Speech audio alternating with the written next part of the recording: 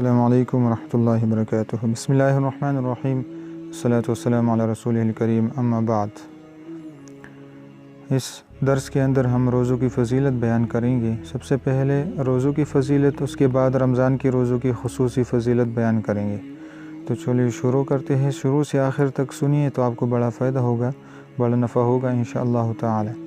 تو روزوں کی فضیلت احادیث صحیحہ کی روشنی میں رمضان المبارک کا مہینہ بڑی فضیلت و اہمیت کا حامل ہے۔ اس کی فضیلت متعدد حدیثوں سے ثابت ہے، جیسے رمضان کے روزے رکھنا اسلام کے 5 بنیادی ارکان میں سے ایک رکن ہے۔ اسی مہینے میں قرآن مجید کا نزول ہوا، جیسے کہ قرآن مجید میں ہے شہر رمضان الذی انزل فیہ القرآن، جس کا ایک مطلب تو بعض علماء اور مفسرین نے یہ بیان کیا ہے کہ سب سے پہلے وہی جو غار حرا میں بصورت اقرا جبرائیل امین لے کر آئے، وہ رمضان المبارک کا واقعہ ہے۔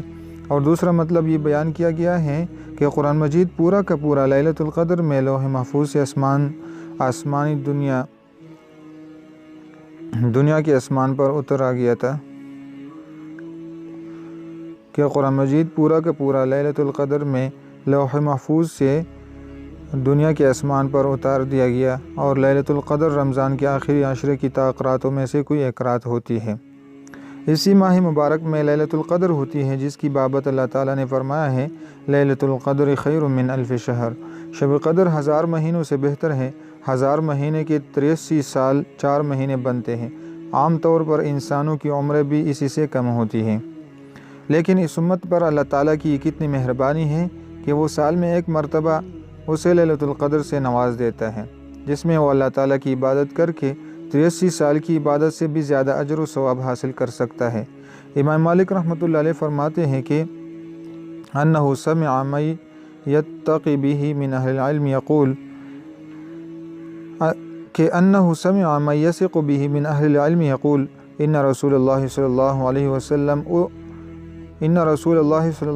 وسلم اوری اعمار الناس قبلہ او ما شاء اللہ من ذلك فكأنه تقاصر أعمار أمته ألا يبلغوا من العمل مثل الذي بلغ غيرهم في طول العمر فأعطاه الله ليلة القدر خير من ألف شهر۔ اور انہوں نے بعض متعدد علماء سے یہ بات سنی ہے کہ رسول اللہ صلی اللہ علیہ وسلم کو آپ سے پہلے لوگوں کی عمریں دکھلا دی گئی، تو آپ کو ایسا محسوس ہوا کہ آپ کی امت کی عمریں ان سے کم ہے، اور اس وجہ سے وہ ان لوگوں سے عمل میں پیچھے رہ جائیں گی جن کو لمبی عمریں دی گئی۔ تو اللہ تعالیٰ نے اس کا ازالہ اس طرح فرما دیا کہ امت محمدیہ کے لیے لیلۃ القدر عطا فرما دی۔ اس مہینے کے روزے اللہ تعالیٰ نے فرض کیے ہیں، اور روزہ رکھنا بھی نماز، زکوٰۃ اور حج و عمرہ کی طرح ایک نہایت اہم عبادت ہے، اور روزے کی فضیلت متعدد احادیث سے ثابت ہے۔ مثلا ایک حدیث میں فرمایا اذا دخل رمضان فتحت ابواب السماء وغلقت ابواب جہنم وسلسلت الشیاطین، جب رمضان آتا ہے تو آسمان، اور ایک روایت میں ہے جنت کے دروازے کھول دیے جاتے ہیں اور جہنم کے دروازے بند کر دیے جاتے ہیں، اور بڑے بڑے شیطانوں کو جکڑ دیا جاتا ہے۔ الصوم جنۃ یستجن بها العبد من النار، اور روزہ ایک ڈال ہے جس کے ذریعے سے بندہ جہنم کی آگ سے بچتا ہے۔ ایک دوسری روایت کے الفاظ اس طرح ہیں الصوم جنۃ من عذاب اللہ، روز اللہ تعالیٰ کے عذاب سے بچاؤ کی ایک ڈال ہے۔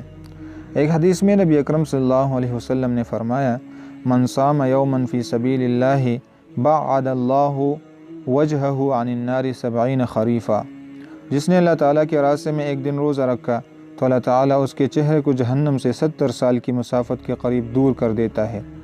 نبی کریم صلی اللہ علیہ وسلم نے فرمایا ان فی الجنۃ بابا یقال له الریان يدخل منه الصائمون يوم القيامة لا يدخل منه أحد غيرهم يقال أين الصائمون فيقومون لا يدخل منه أحد غيرهم فإذا دخلوا أغلق فلم يدخل منه أحد۔ فرماتے ہیں کہ جنت کے 8 دروازے میں سے ایک دروازے کا نام ریان ہے، جس سے قیامت کے دن صرف روزہ دار داخل ہوں گے، ان کے علاوہ اس دروازے سے کوئی داخل نہیں ہوگا۔ کہا جائے گا روزہ دار کہاں ہے؟ کہا جائے گا روزے دار کہاں ہیں؟ تو وہ کھڑے ہو جائیں گے اور جنت میں داخل ہوں گے، ان کے علاوہ کوئی اس دروازے سے داخل نہیں ہوگا۔ جب وہ داخل ہو جائیں گے تو وہ دروازہ بند کر دیا جائے گا اور کوئی اس سے داخل نہیں ہوگا۔ نبی کریم صلی اللہ علیہ وسلم نے فرمایا الصيام والقرآن يشفعان للعبد يوم القيامة يقول الصيام أي ربي إني منعته الطعام والشهوات بالنهار فشفعني فيه يقول القرآن منعته النوم بالليل فشفعني فيه فيشفعان۔ روزہ اور قرآن قیامت کے دن بندے کی سفارش کریں گے۔ روزہ کہے گا اے میرے رب، میں نے اس بندے کو دن کے وقت کھانے پینے سے اور جنسی خواہشات پوری کرنے سے روک دیا تھا، پس تو اس کے بارے میں میری سفارش قبول فرما۔ قرآن کہے گا میں نے اس کو رات کے وقت سونے سے روک دیا تھا، پس تو اس کے بارے میں میری سفارش قبول فرما، چنانچہ ان دونوں کی سفارش قبول کی جائے گی۔ رسول اللہ صلی اللہ علیہ وسلم نے فرمایا فتنۃ الرجل فی اہلہ ومالہ وجارہ تکفرھا الصلاۃ والصیام والصدقہ۔ آدمی کی آزمائش ہوتی ہے اس کے بال بچوں کے بارے میں، اس کے مال میں اور اس کے پڑوسی کے سلسلے میں۔ ان آزمائشوں کا کفارہ نماز، روزہ اور صدقہ ہے۔ آزمائش کا مطلب ہے کہ اللہ تعالیٰ مذکورہ چیزوں کے ذریعے سے انسانوں کو آزماتا اور ان کا امتحان لیتا ہے۔ اولاد کی آزمائش یہ ہے کہ انسان ان کی فرط محبت کی وجہ سے غلط رویہ یا بخل یا خیر سے اجتناب تو اختیار نہیں کرتا، یا ان کی تعلیم و تربیت میں کوتاہی تو نہیں کرتا۔ مال کی آزمائش یہ ہے کہ انسان اس کے کمانے میں ناجائز طریقہ تو اختیار نہیں کرتا، کیا اسی طرح اسے خرچ کرنے میں اسراف سے یا بخل سے تو کام نہیں لیتا۔ پڑوسی کی آزمائش یہ ہے کہ انسان اس کے آرام و راحت کا خیال رکھتا ہے یا نہیں، اس کے دکھ درد میں اس کا معاون اور دست و بازو بنتا ہے یا نہیں۔ ان ذمہ داریوں کی ادائیگی میں جو کوتاہی انسان سے ہو جاتی ہے، نماز، روزہ اور صدقہ و خیرات ان کا کفارہ بن جاتے ہیں اور کوتاہیوں کا ازالہ ہو جاتا ہے، کیونکہ اللہ تعالیٰ کا فرمان ہے ان الحسنات یذہبن السیئات، یعنی کہ برائیوں کو دور کر دیتی ہے۔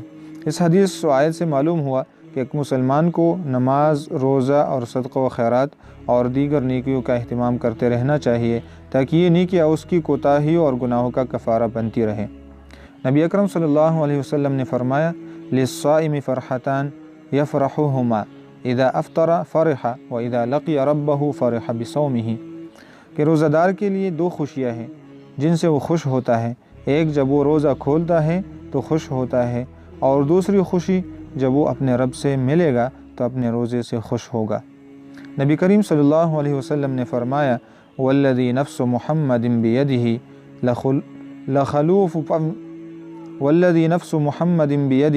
لخلوف فم الصائم اطیب عند اللہ من ریح المسک۔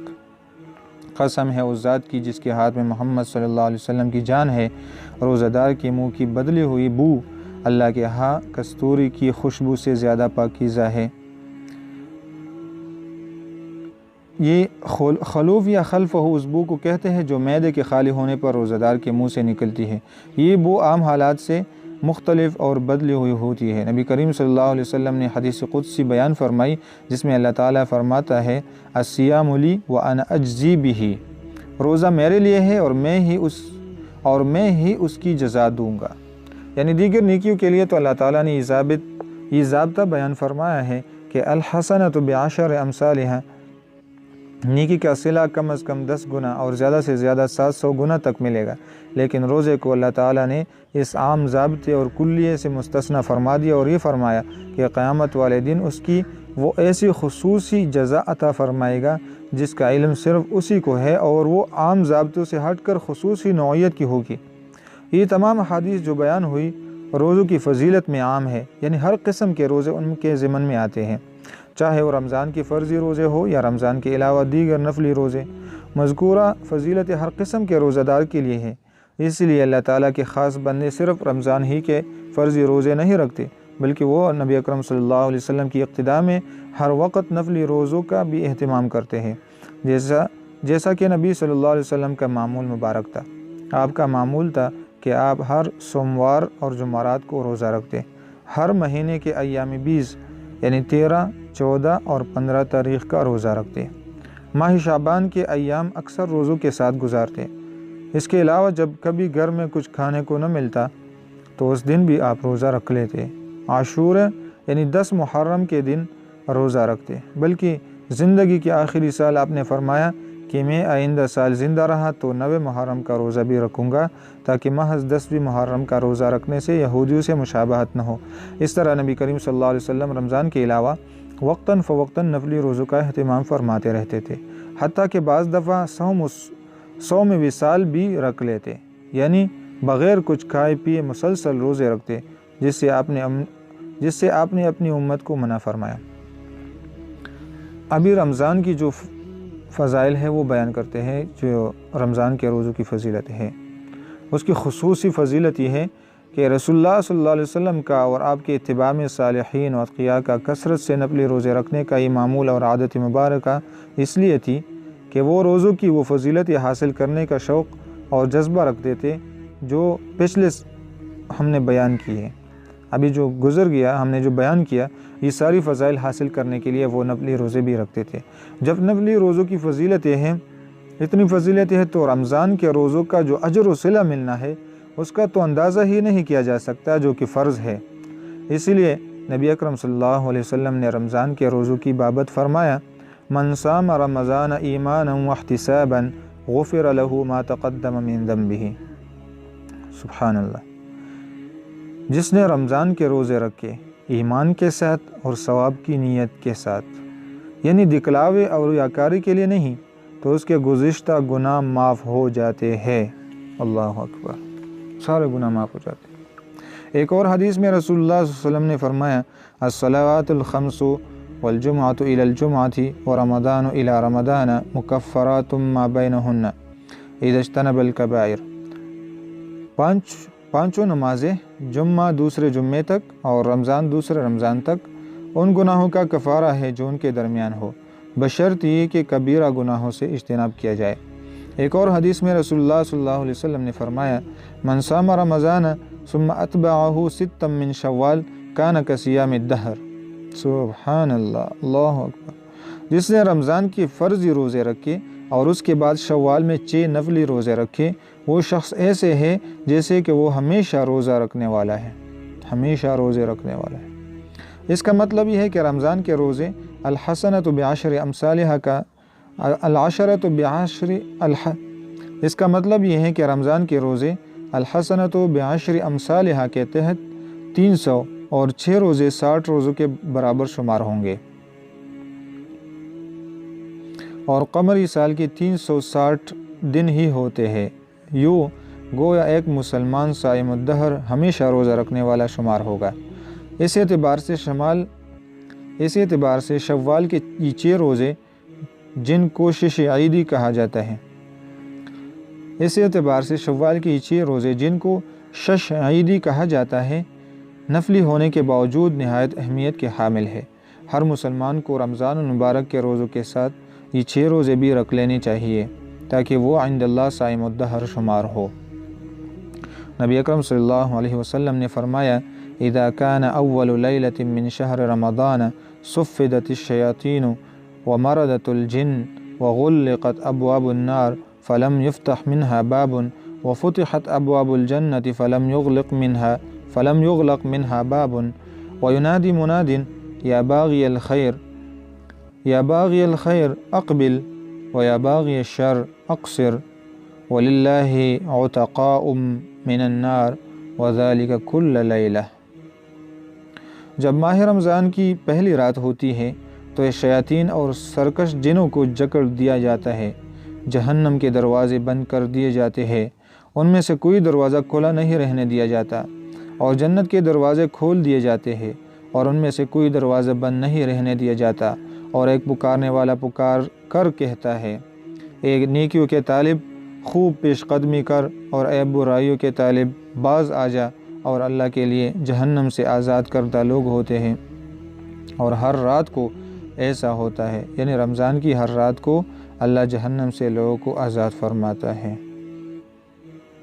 اس روایت میں کچھ ضعف بھی ہے، بقول البانی جو درج ذیل حدیث سے دور ہو جاتا ہے، جیسے رسول اللہ صلی اللہ علیہ وسلم نے فرمایا، اتاکم رمضان شہر مبارک فرض اللہ علیکم صیامہ تفتح فيه أبواب السماء وتغلق فيه أبواب الجحيم وتغل فيه مردة الشياطين لله فيه ليلة خير من ألف شهر من حرم خيرها فقد حرم۔ تمہارے پاس رمضان آیا ہے، یہ برکتوں والا مہینہ ہے، اللہ تعالیٰ نے اس کے روزے تم پر فرض کیے ہیں، اس میں آسمان کے دروازے کھول دیے جاتے ہیں اور جہنم کے دروازے بند کر دیے جاتے ہیں اور سرکش شیاطینوں کو جکڑ دیا جاتا ہے۔ اللہ تعالیٰ کے فضل و کرم سے اس میں ایک رات ہوتی ہے جو 1000 مہینے سے بہتر ہے، جو اس کی بھلائی سے محروم رہا وہ بڑا ہی محروم ہے، وہ بڑا ہی بد نصیب ہے۔ ایک اور روایت میں ہے، رمضان کے شروع ہونے پر رسول اللہ صلی اللہ علیہ وسلم نے فرمایا، ان هذا الشهر قد حضركم وفيه ليلة خير من ألف شهر من حرمها فقد حرم الخير كله ولا يحرم خيرها إلا محروم۔ یہ ماہ مبارک تمہارے پاس آ گیا ہے، اس میں ایک رات ہے جو 1000 مہینے سے بہتر ہے، جو اس سے محروم رہا وہ ہر طرح کی خیر سے محروم رہا، اور اس کی خیر سے بالکل محروم القسمت شخص ہی محروم رہتا ہے۔ ان حدیث سے واضح ہے کہ رمضان کا مہینہ نہایت عظمت و سعادت کا مہینہ ہے۔ اللہ تعالیٰ اس کی خصوصی عظمت کی وجہ سے اس ماہ مبارک میں وہ اقدامات فرماتا ہے جو مذکورہ حدیث میں بیان ہوئے، جن سے اس مہینے کی خصوصی فضیلت ثابت ہوتی ہے۔ اللہ اکبر، کتنی بڑی فضیلتیں ہیں، بس اللہ ہمیں اس پر عمل کرنے کی توفیق عطا فرمائے۔ وآخر دعوانا ان الحمد للہ رب العالمین۔